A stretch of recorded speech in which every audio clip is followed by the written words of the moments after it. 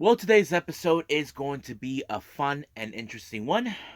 We finally get to do Hana Kimura Memorial Bagus, something I know some of you probably would want me to review about. And of course, we're going to do New Japan Pro Wrestling Best of the Super Juniors 29 with Day 7. As you all need to know, there are no more preview shows starting from this one, all the way from then on. But I believe this is going to be a real interesting one to talk about. So, let's get ready for another episode of the Deleted Wrestle Zone.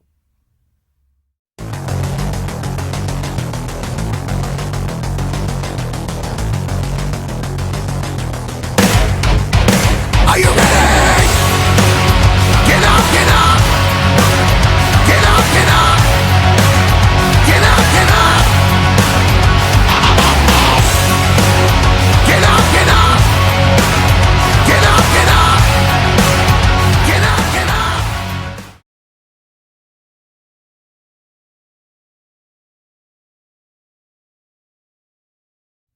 Welcome, everybody, to the Deleted Wrestle Zone. All things that it's pro wrestling with AEW, NXT, New Japan Pro Wrestling, Impact Wrestling, the National Wrestling Alliance, various promotions, wrestlers, matches, and championships. I am your host, J-Rod here. So, as you know, well, today is the 24th of May. It's been nearly almost 2 years on one, but yesterday, where the wrestling world had lost Hana Kimura. Now, I want to put this on record for everybody before before I start reviewing. I did not know who Hana Kimura was, but hearing the story about how she took her own life due to cyberbullying makes me sick to my stomach. Uh, I used to be been bullied by a bunch of punks back in high school. The reason they did that was because I was overweight, all this and that. They try to prove they're better than me and all this shit. To be honest with you, I fucking hate bullies. And I have to say cyberbullying is even worse than ever. And I hope you fucking cyberbullies out there watching this, one day you're gonna get karma. But hearing what happened to Hana was not good, you know.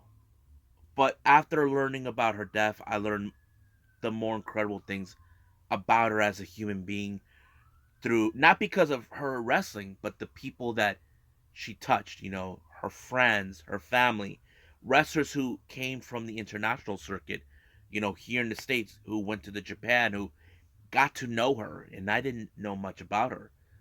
And then I did a lot of research on her, and I was like, wow. And I have to say, she really does have a good personality, but sadly that her life was cut short because of some stupidity shit that should not have happened. But we can get to live on and talk about her memories, what she has done in the wrestling world, which is more important than anything. Last year, we get to saw, of course, the first memorial show that her mother, Kyoko Kimura, who also was a wrestler, put out. It was a beautiful show. I cried at the end when they had all the wrestlers say "matane," and I was really crying, and I never cried like that in my life. But it was a good show. But you probably ask yourselves, it's a good thing to do a second. But Kyoko explained that she wasn't sure if she wanted to do another one. But however, there was another thing that kind of made her feel like she wanted to do it. There were still wrestlers from last year that couldn't make it to the first one. They wanted to be there in the first one, and to me, it's what's amazing. You see how the wrestling community is like a whole. There's these wrestlers that wanted to be there to honor Hana, and and sadly, there are those that couldn't make it. And this show of this year made up for that, and I think that's an amazing thing that these wrestlers get to finally be part of something to make the wrestling community as a whole. And I think that's very important. So, let's talk about the matches that took place. We had Mensuri Oyagi taking on Keno. Now, this was a match that Keno announced during on social media. Now, Keno, we know much about him. You know, he's a real badass in Pro Wrestling Noah. Um, you don't see him laugh and all that, but you can see this guy Mensuri. He's very funny. He's all about fun and games. He even tries to get Keno to do that jump that he does all the time. I didn't know much about this guy, but I thought it was fun.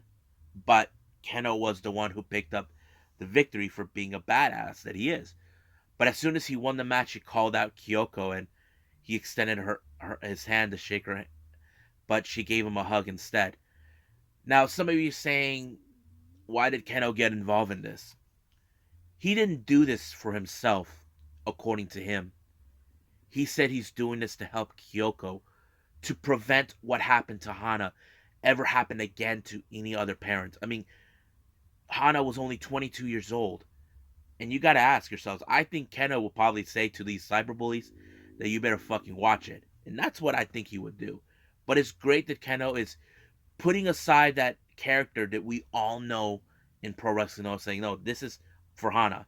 And I want to help those to prevent what happened to her ever happen again. And I think that's a good thing. And I admire Keno because I'm a fan. You know, I'm a fan of Keno.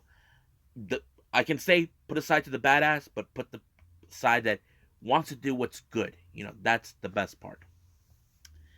Now, we had a very interesting tag team battle royal. Now, the rules are freaking tricky. I mean,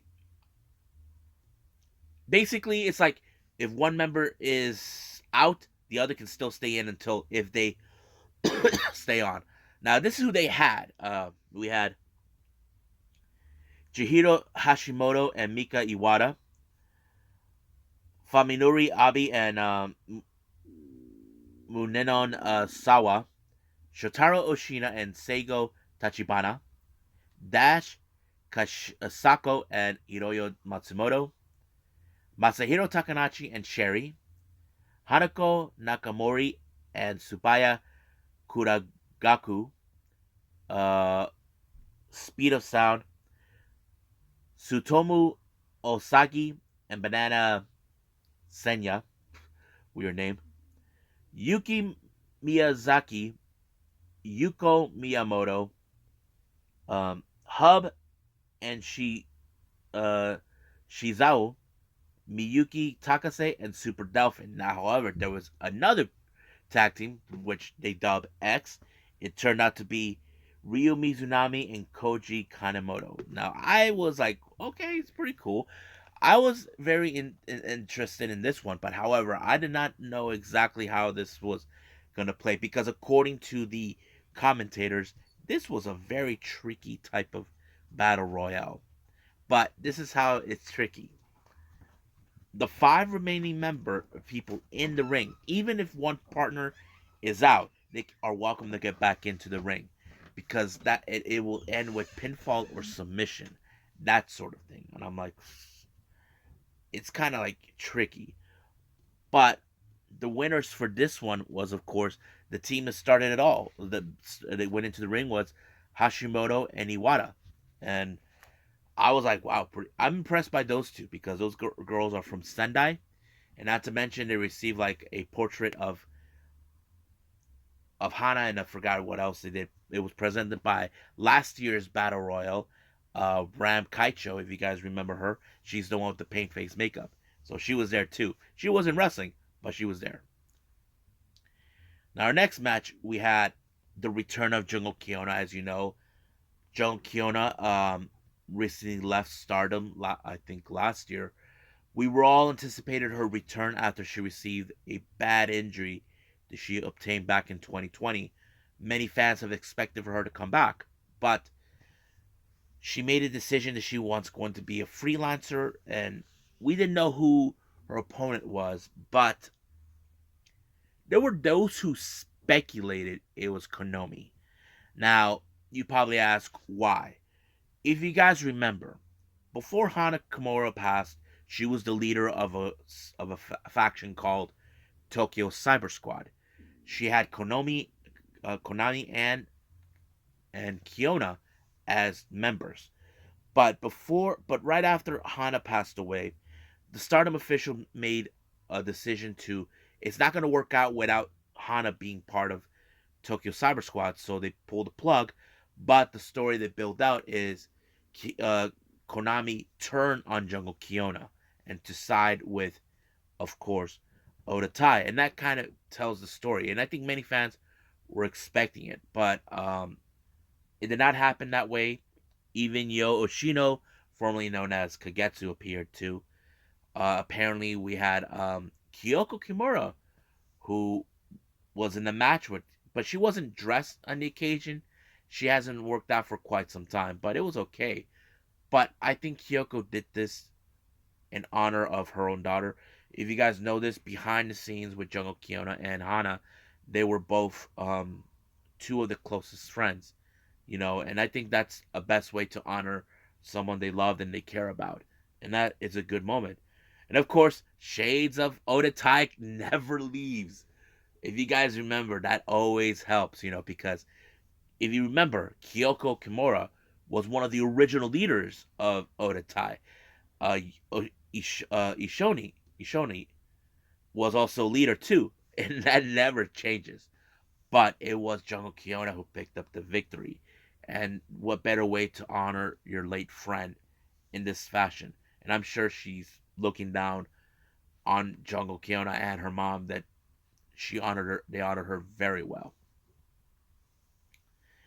Now, we have a very interesting matches that I did not expect, but it was interesting. If you guys know who is Sakura Hirota, she is this veteran wrestler in her 40s. She throws in a bit of the comedy in her wrestling. Last year, she played the cosplay of Hana Kimura, and now, but she didn't do much as a wrestler in that. But this time she did. She turned into the gimmick where Hana was part of Oda Tai. If you guys remember that clearly.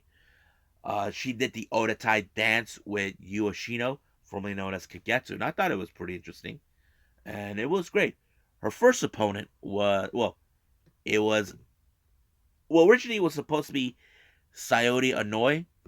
If you guys know who she is, Sayori Anoi is a freelancer, but she's also one of Hana Kimura's closest friends. They debuted together, and it was great to see her, align herself. But they had a surprise visit from Kaori Yonayama, who shows up. It became a 2-on-1 handicap match. I'm like, oh man, the cosplay Hana Kimura is not going to make it out of this clearly, and I thought it was really interesting. But somehow she got out of this one with a beautiful roll down with both of them at the same time. I did not anticipate that. So that was a good victory on that. But another person showed up. And this one, well, JR said this one, she's the kind of woman you don't see making biscuits. I'm talking about Aja Kong. And of course, cosplay. Hana's like, can't believe it. She's scared. She knows this is a big individual. But it's funny, she approached her back. She just slapped her down. 1, 2, 3. It's over. It was done in 15 seconds. I thought that was hilarious. However, cosplay Hana Kimura decided, that they didn't get to wrestle. So it was like, I just like, okay, I beat you in 15 seconds. Why should I wrestle? But I'm assuming that she wanted to do this the right way. Have it a longer match, which it did happen, like up to less than 5 minutes, from my understanding. But unfortunately, once again, result falls in favor to Aja. As you know, Aja Kong is big. You can't put this woman down. It's impossible. Now, when we thought the match ended right there, it did not. We had a surprise visit from current Odatai member, the youngest in Odatai.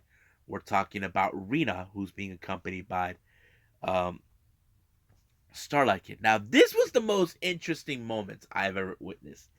If you guys remember, Odatai, they like to put their opponents right in the front of the ring and they stomp their feet right in the face. Well, you saw that with cosplay Hana. You had Kyoko, you had Ishino. They all did that. And then when the reverse roles with cosplay, you had Rina and Starlight Kid doing it. I'm like, oh, you got to be kidding me.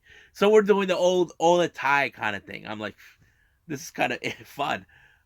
But Rina, who is a bit more younger, had the advantage. Of course, she's been wrestling a whole lot more than her sister Rina, if you guys remember. She picked up a very good win on this one. It was fun, but Rina walked out as the victor by a pinfall. So it was great to see that. Now, our main event we had is Asuka, also known as Veni in AEW.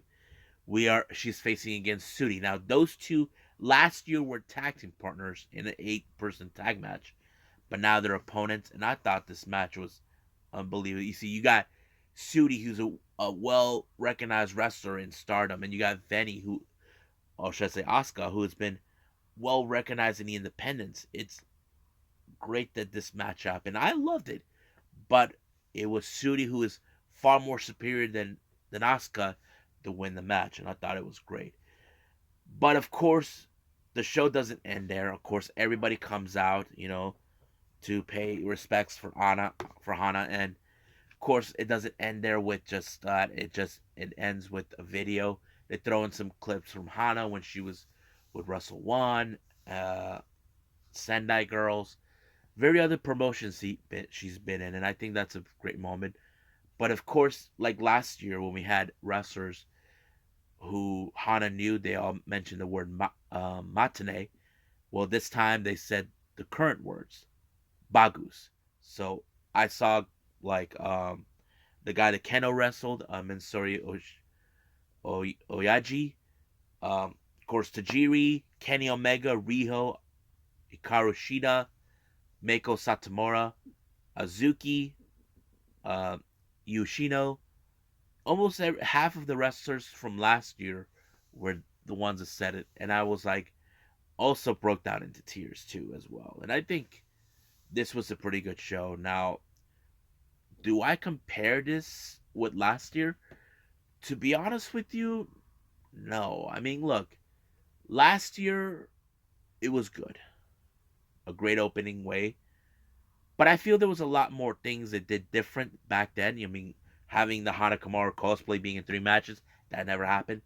I have to say, each of the from this year and last year, it played out pretty well in their own unique way, and I think that's important.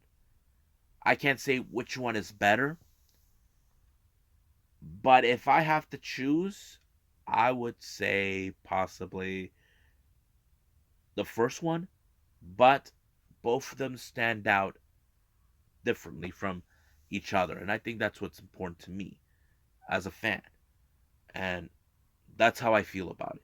They both are unique from the year apart, but if there is going to be a third one, I hope it's completely unique away from this year and last year's. That's what I hope for. If Kyoko Kimura decides to do that, and I'm sure many fans will love to see that, and so are other wrestlers who definitely would like to be there for next year. That's the thing, you know. And I hope we get international wrestlers that would want to be part of it. Those who Hana knew. That is one I do hope for to see. But we'll just wait and see how the wrestling world goes on as business when we're dying out from the pandemic. So, well, I can't believe I did it longer, but let's just move on with New Japan Pro Wrestling.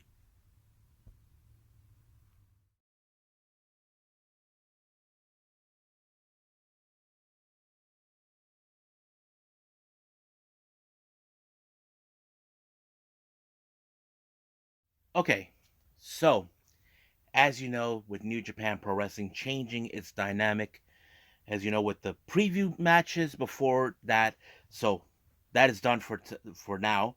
But however, we are going to have like matches with the Block A and then Block B, and so on and so on. But there will be some mix and matches, But we'll get to that. But I will reveal the points exactly and how many losses with that. Now, Our first match we have is from the Block A, Francisco Akira versus Alex Zane. Now, this was a very interesting matchup. Now, Alex Zane, before this match, had 2 wins and 1 loss. Akira, on the other hand, only had 1 win and 2 losses. So this was a very strange one. Now, basically, what's going on is Akira right now hasn't gone shaken up after losing to Taguchi. But however, I have to say Zayn has always been very impressive. Not to mention, he is now making a good impression with the Japanese fan base. I talked about this all the time. If you're a foreign wrestler going to Japan and you're presenting yourself at what a great wrestler you can be for them, and you're showcasing your skills, then you have to make a good impression. That's exactly what Alex Zane did. And not to mention, he's a guy who's enjoying the Japanese cuisine. And not to mention, now you may say he's eating also food that is Americanized. Yes, but when was the last time you had a chicken teriyaki burger in a McDonald's here in the U.S.? Never. That never happens here. That's in Japan. So if you want a chicken teriyaki burger, go to Japan. But anyway, the match was pretty good. But however, I was anticipating that Akira was going to win this match because I know he was in a major funk. He already has 2 losses, but um, only Zayn had 1 loss match, and that was against Taiji Shimori. But I have to say, it was pretty good. But it was in fact Alex Zane who scored the bigger win on this one. 1, 2, 3. It's over. So he gained another 2 points. So right now has a total of 6. So with 3 wins and 1 loss, total of 6 points. And as for Akira, well, he has 1 win and 3 losses. So that means he has only 2 points. Now he can still catch up if he can, but he has to have a good win. Now our next match is the B block. Now, speaking of Akira, who is a member of United Empire, his teammate TJP takes on Titan. Now, you know Titan TJP, he has a discrepancy of removing Latin luchador's mask to be disrespectful, but not this time. Now, TJP, on the other hand, before this match, he only had, just like Akira, 1 win and 2 losses. And as for Titan, well, he was the only one with the win. Now, you probably would have assumed, okay, another win with Titan, but with TJP, it was different. Somehow, Titan was able to pick up a victory with a pinfall onto TJP. This would be his first win, but the real question does remain, can he catch up? The answer to that is we have to find out. As for TJP, right now he is not in his best shape.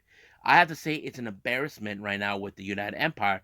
Both Akira and TJP, they only have 1 win in this record. But right now, it's like not looking good. I hate to beat Will Ospreay, questioning what the hell is going on, guys. Why you only have 1 win and 3 losses? That's something that I don't want to tell Will Ospreay about. Now our next match is Block A. We have Clark Connors versus Taguchi. Now Taguchi already has 1 win in before this match. As for Clark Connor, he was winless. He had no wins whatsoever, but it was a good match. However, none of the tricks that Taguchi would do were good. But however, the surprising is Clark Connor was able to pick up a victory onto Taguchi with a pinfall. 1, 2, 3. It's done. So, like I said before about Titan, can he catch up? That's a question we have to wait and see when we get there. Now, our next match we have is for Block B, Wheeler Yuta versus Bushi. Now, I can say that Yuta and Bushi are in the same kind of predicament. Wheeler only had Yuta only has 2 losses and 1 win, and as for Bushi, I think he only is in the same kind of predicament. But the real, well, not predicament, more like he already has 2 wins and 1 loss. But Wheeler only had 2 losses and 1 win. But I have to say it was pretty good until he put him in submission. He forced Bushi to tap out, giving him another 2 points. So he is now 4 points in with 2 wins and 2 losses. As for Bushi, the same thing. He only has 4 points with 2 wins and 2 losses. Same kind of scoring, win-loss scoring position. But let's move on to the next. We have Ace Austin versus Yo. Now keep in mind, Ace Austin had a bad loss against Hiramu, even though it was a shameful one. But we know he can bounce back. We know he's one of the talented wrestlers coming out of Impact. So, as for Yo, as you know, Yo has only had 2 wins and 1 loss. But I have to say, Ace Austin was very talented enough. He was able to pick up victory with the Fold, giving him another 2 points with a total of 6 with 3 wins and 1 loss. As for Yo, he only had 2 wins and 2 losses, so 4 points. He's in good shape, but he needs to add more points. Now, this one I have to say is one of my favorite ones in the Block B section. We have El Fantasmo versus Doiki. Now, you could say the Fantasmo has us in the back. He was undefeated throughout the entire time of this tournament. Doiki, on the other hand, he only had 1 win in the start of the tournament and had 2 losses. So basically, this was a very. But what happened is Doiki played dumb to El Fantasmo, picking up a huge win against El Fantasmo. And Fantasmo was not like, he's like, what the fudge? He can't believe that he lost. And the one who's having the most time laughing is Kevin Kelly of the commentary section in the English section. He's like having so much fun with this. He just can't believe because he despised Phantasmo for being a liar. But now he gets to had fun with this. I don't know how, but this was a really good win for Doiki. Now, Doiki, he has never been able to pick up good wins, but this one is one of them that I have to say. Now, our next match is another Block B. We have Robbie Eagles and Master Wato. Now, these two guys, they never see eye to eye that much because I know Wato has chances when Robbie Eagles was the junior heavyweight champion at the time. He wanted to have a shot at that title, but now he didn't. So they're like more like who is the best junior heavyweight right now. I mean, look, Robbie Eagles has been the champion. Master Wato hasn't, but that's a good predicament. But to my surprise, Master Wato was able to pick up a victory with the pinfall onto Robbie Eagles, giving him 2 points. So basically, this is his first win so far. So I'm not sure if he'll be able to catch up, but we'll see. But as for Robbie, on the other hand, he only has 2 wins and 2 losses at this point. Our next match, we have Yoshinobu Kanemaru versus Hiromu Takahashi. Now, these two guys are familiarized with each other in tag team matches. This is a very interesting match. But however, Kanemaru played smart in this match. He dismantled the knee of Hiromu, trying to weaken him. Now, he even used the figure 4 leg lock onto Hiromu, forcing him to tap out. But however, instead of Hiromu rolling over to relieve the pressure, instead of doing that, he decided to try to reach the rope, but he did not do it in vain. It was too much for him, so basically he wasn't playing smart, so he had no other choice but to tap out. And I believe this is going to be Hiromu's first loss in his undefeated streak. So he loses this match. He only had 6 points in this. As for Kanemaru, this is his first win so far. He only has 3 losses and 1 win. So he's 2 points. I'm not sure if he can catch up, but we'll see from here on forward. Now from Block A. Now this one is a very much interesting match. We have Sho of the House of Torture, also member of the Bullet Club. And we got Bullet Club member Taiji Ishimori. Now, this is more like, okay, who can be bad in this match? This isn't about being good or playing by the rules. Now, we know Bullet Club, they like to cut corners. They like to make sure they win. Now, Taiji Shimori, I have to say he played the smart game. Basically, he pulled an Eddie Guerrero, if you guys don't remember.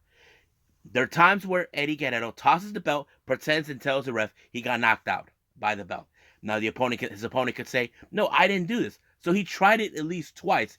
It did not work on him. But however, when the ref did not see it, Taiji Shimori used the belt on Sho.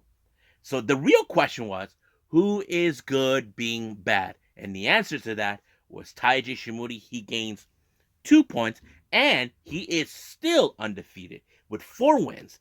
And as for Sho, well, let's see. He only has 1 win, so that's 2 points out of him. So basically, you look at who is the real bad person here versus the guy who pretends to be bad. That's the role of this match. Now, this is another match in the B block section we definitely have to talk about. We have El Lindaman, who is the current G-Rex champion with GLEAT, versus one of the best junior heavyweight competitors in New Japan, El Desperado. Now, Desperado talked about El Lindaman from what Kevin Kelly said back in January. I have to say they did not anticipate this, but matchmakers wanted this match to happen between these two. I have to say it was a good match. Now we know Desperado can dismantle the knee of El Lindaman, but El Lindaman has this thing. People say Strong Hearts is just a unit name. No, it means for real. Lindaman has a strong heart. No matter how predictable his situation is, he finds a way to get out. He was able to get out of those, but he was able to apply the Tiger Suplex onto El Desperado, ending his undefeated streak, giving him a very strong match. So, right now, Desperado only has 3 wins and 1 loss, with total points of 6. And as for El Lindaman, he's in the same predicament, 3 wins and 1 loss. So basically, they're in neck to neck. But like I said, right now, right now, almost everybody no longer has an undefeated streak except for except for Block A with Ishimori. He is currently undefeated. So we'll see from that following day what goes on. So I will keep moving forward with more on New Japan on next 2 episodes. But right now, let's move on. With the last thing we're going to do is some news updates.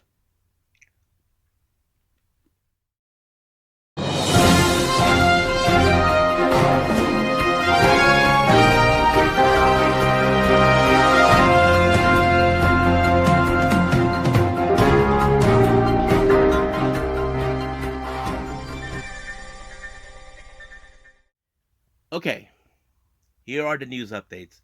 As you know, Konosuke Takeshita from DDT has been making a lot of noise, not only with AEW, but in the independent scenes.